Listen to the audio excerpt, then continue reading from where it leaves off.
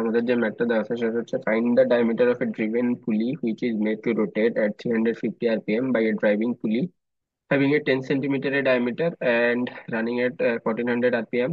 Assume sleep is zero. What is the speed of the belt?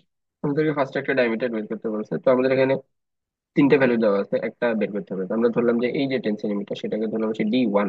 যে একটা diameter দেওয়া আছে সেটা D1, 10 সেন্টিমিটার। আর আমাদের স্পিডটা দেওয়া আছে কত, 1400 rpm, সেটাকে ধরলাম N1 ইকুয়াল টু 1400 rpm। যে ডায়ামিটারটা আমাদেরকে বের করতে হবে সেটা ধরলাম হচ্ছে D2। আর যে আরপিএমটা দেওয়া আছে ফার্স্ট স্পিড সেটা হচ্ছে 350 rpm। এসব ম্যাথের জন্য আমাদের সূত্র হচ্ছে, যে ডায়ামিটার বের করতে হয় তাহলে D1/D2 is equal two N2/N1।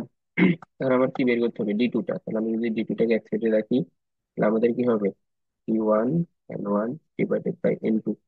Just ভ্যালুটা যদি ইনপুট করে দেয় তাহলে ডি এর ভ্যালু হচ্ছে 10, এন এর ভ্যালু হচ্ছে N1 1400, N2 350।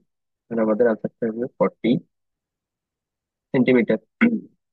এখন আমাদের বলছে যদি স্লিপটা জিরো হয় তাহলে হচ্ছে স্পিডটা কত। এখন আমাদের স্পিডের যে সূত্র সেটা হচ্ছে স্পিড,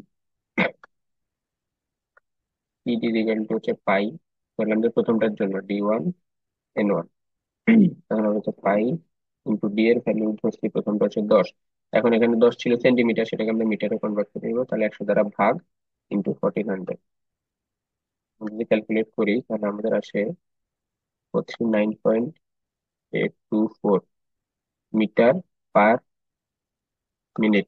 এখন এটাকে যদি আমরা 60 দ্বারা ভাগ করি, 60 দ্বারা ভাগ করলে আসবে 7.33 মিটার পার সেকেন্ড।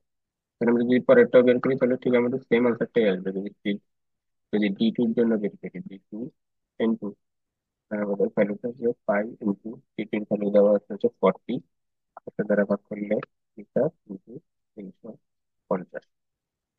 আর আমাদের ভ্যালু আসে 49.824 মিটার পার মিনিট। আবার আমরা যদি এটাকে 60 দ্বারা ভাগ করি তখন আমাদের same value 7.33 metre per second. অর্থাৎ যে D1 আর D2 যেটাই নেই না কেন, আমাদের যে পুলিশ স্পিডটা, স্পিডটা দুটোটার ক্ষেত্রেই সেম পাচ্ছি।